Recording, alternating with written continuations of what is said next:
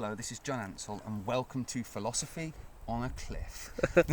Okay, so I'm now explaining about Zen and the art of motorcycle maintenance. We've been talking about the nature of reality and the fact that you think you know what it is, but a fish is very unaware of water. And we're talking about time, and we've been talking about gods and all this sort of thing. And my brain will stop at some point and I'll have to connect my thoughts. So Zen and the Art of Motorcycle Maintenance is my favourite book. It's very difficult to read.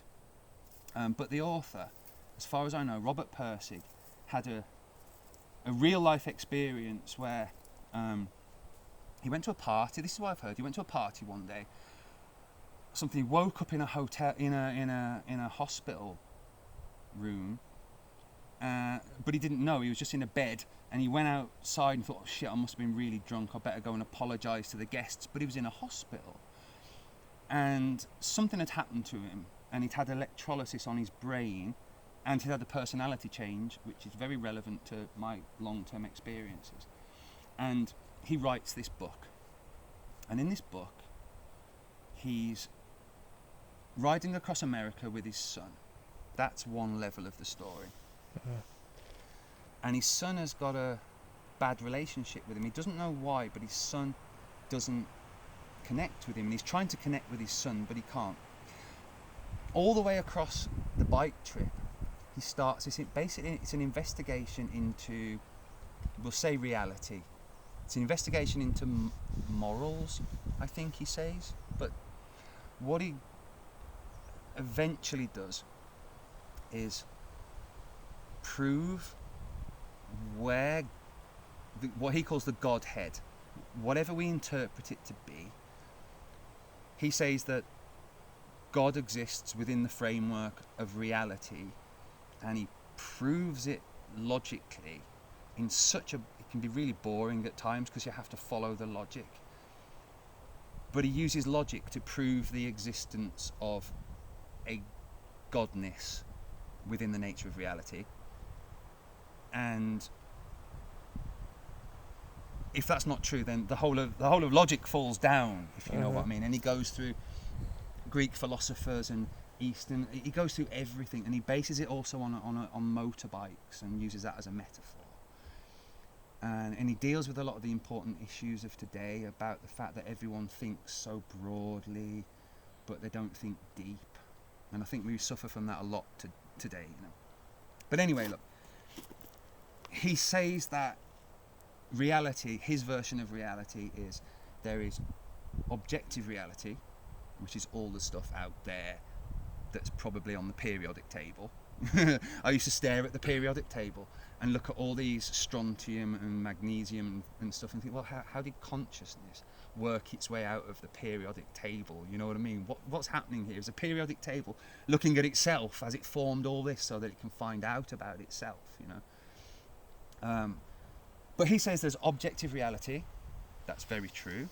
There's subjective reality, which is what's perceived from within. And he says that God, the Godhead, is the thing that links the two together, so that you can have this dance of perception and objectiveness out there.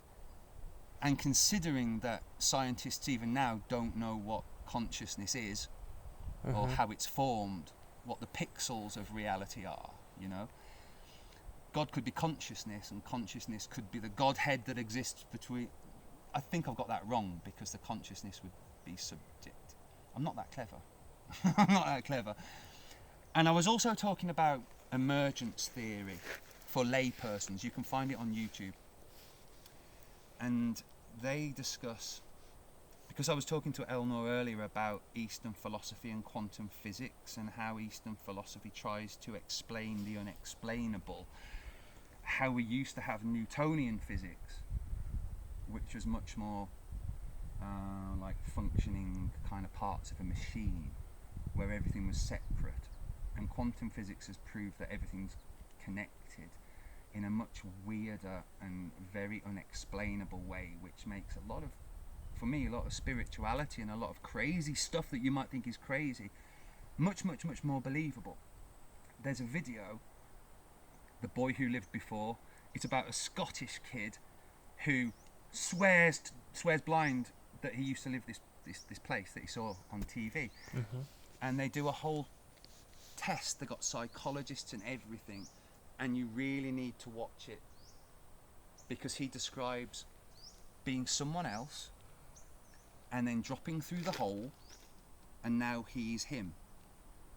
And he says it's so cleanly, and anyway, they go and check on all the stuff that he says, and you need to watch it because it'll blow your mind. That's Zen and the Art of Motorcycle. You've got to read Zen and the Art of Motorcycle Maintenance, because for me that proved enough for me that there is a godliness to existence, that it's not just matter, shit and piss and fucking, and do you know what I mean? There's something that's driving all of this, which isn't just X's and O's and nothingness. Emergence theory fits in with this. I was watching it, and 16-dimensional crystals are part of it. Now you'll need to watch that to even have an idea. Now you won't understand it, but you'll be in awe of the idea of 16-dimensional crystals. The idea that we're like, oh, this is all there is. We're fish in water, not understanding water, 16-dimensional crystals. Planck lengths. I used to think about this, right? I used to ask myself, what happens when a fly, and it's just a little trick, right? A bus is coming one way, and a fly is coming the other way, and the fly hits the bus.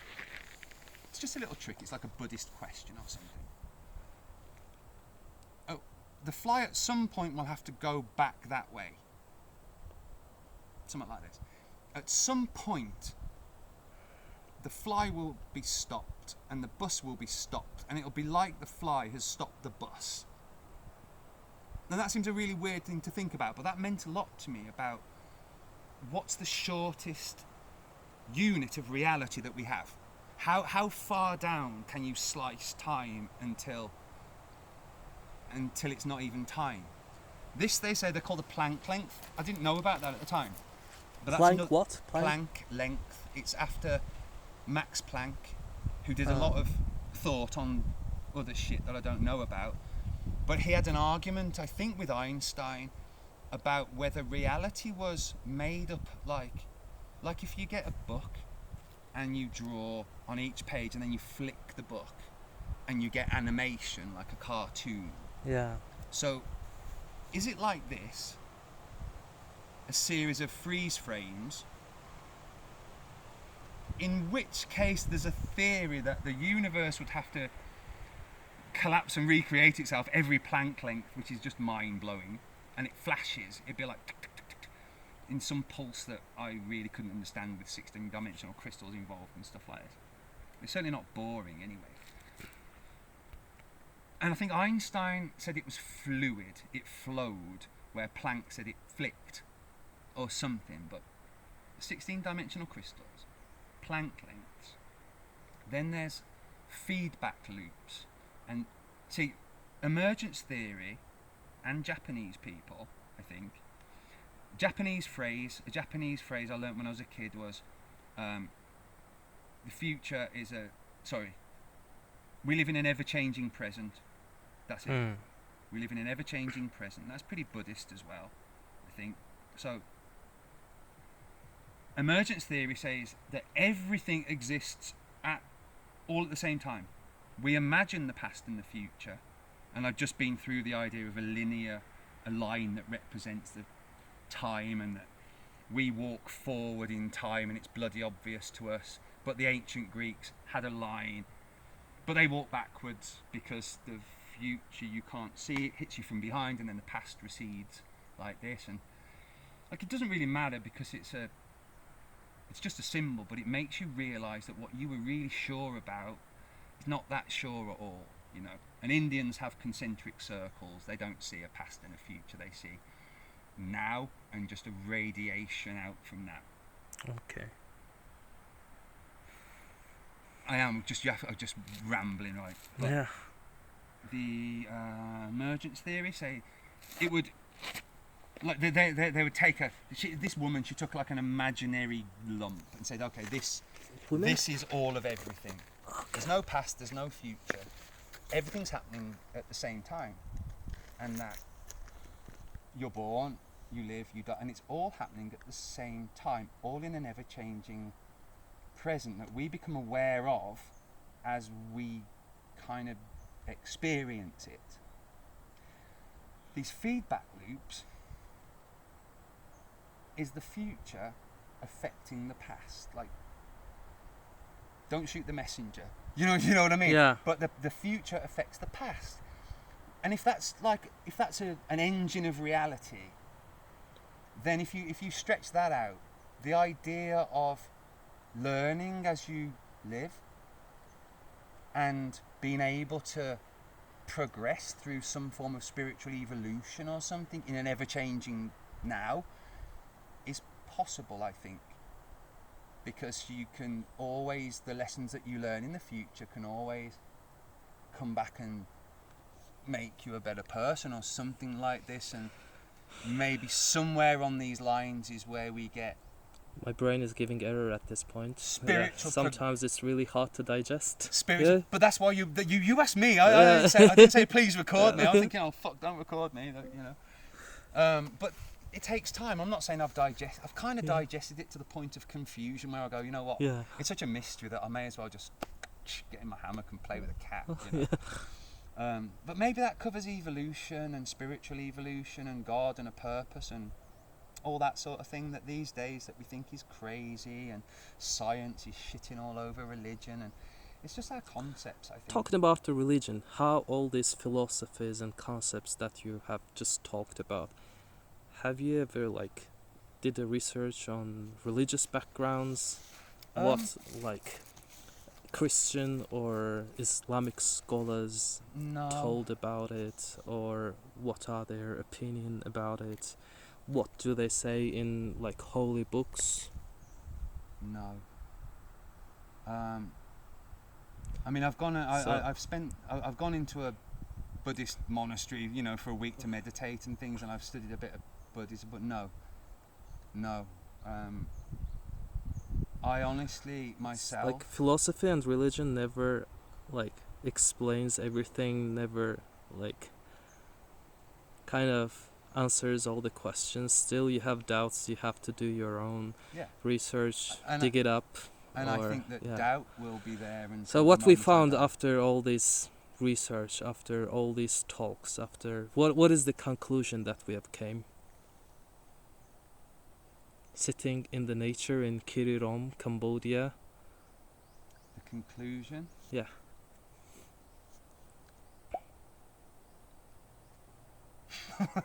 no conclusion. You'll drive yourself mad trying to have a plenary at the end of this lesson. You know what I mean? This is going to take you lifetimes and lifetimes and lifetimes and lifetimes and lifetimes, and you won't be you anymore by the time that you understand it. Yeah. You know? It's a hard, challenging and time-consuming process. Yeah, but you don't have to take and it I too seriously. hope that we won't end up insane after doing all this. I think I've been there already. Yeah. All right. But you know what? No,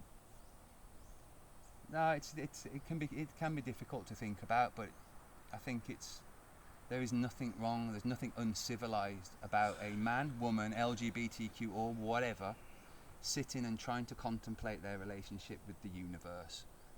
I think that's civilized, much more than running around buying clothes and fucking doing all that. We're meant for that. We're not meant to consume. We keep being told we're consumers, and we're not. We're not that. Our consumerism is killing the earth, yeah? Yeah. Look how beautiful is it, huh? I'll zoom it in. Sometimes the answer is just shut the head off and really try to just let all this... Just focus on the nature. Yeah. Because this is what we are. And some of it's dark, because it has to be, because we live on a planet where you have to kill to survive. But because that's a law of physics. energy. If you don't kill, you will be killed. Energy cannot be created or destroyed. It can. That's the first law of physics, at least in the West. Energy can't be created or destroyed. It can only change form. It's probably what the Buddhists have interpreted into reincarnation. It's true, you know, and we just change form constantly. We're made of stars. We have DNA of stardust, carbonated to last. We've been stars before. Like, that's big time. What do you think you would be in your next life? A tree or a cow or motorbike or whatever? Nah, I'm opting not to have children. That's what I'd be in my next life. It's basically my child. That is the closest thing I could be. But I'm making a decision to opt out of the wheel of samsara, or whatever you want to call it. Or maybe I just never samsara. Or maybe That's I just another philosophy. I never got a wife or something. But I'm out of here. Like, thank you very much. Good night, goodbye. When I leave here, there will be parts of me obviously around. Some of me is going to get eaten by worms or become smoke or whatever. It's just, that's what I'm going to be. I certainly won't. John Ansell will not survive this life. And to be honest, like, I wouldn't want to, because imagine being alive forever. How bored you would be. How absolutely bored you would be. Death is just a reset button for me. It's welcome.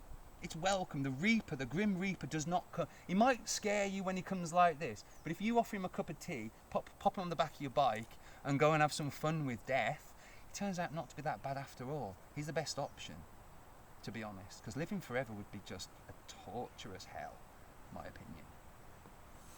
Yeah. Thank you, John. Thank you. You enlightened us. And also hope Wolverhampton Wanderers win their next game. Oh. Sorry, I just tried to kill Alright. it all at the end. So what you have to say in the end? Subscribe to my channel, blah blah blah blah blah. Yeah, no, don't listen to me at all. Alright. Because I've made so many mistakes, man, you wouldn't believe it. Find a grown-up. Let's focus on positive things, John. No, positive and negative's all the same. Oh my god. Look how beautiful it is. Thanks for taking me to these beautiful places, John. Read If, personally. I can't do anything about creation, alright? God is not going to bend like a pretzel to fit my imagination, as far as I know. So, whatever I imagine, it's just in my imagination. Damn. Oh yeah. But my piece of advice to finish this off is, I was told once, right, that very badly for different reasons, you're not a real man, not this, and men struggle sometimes with what we should be and all that sort of thing. So my last piece of advice, which is not about creation, well, it is, it's about us. Read the poem If by Rudyard Kipling. I've read it. Try to stick to those qualities, and that's as much as we can do. Thank you, John. Thank you very much.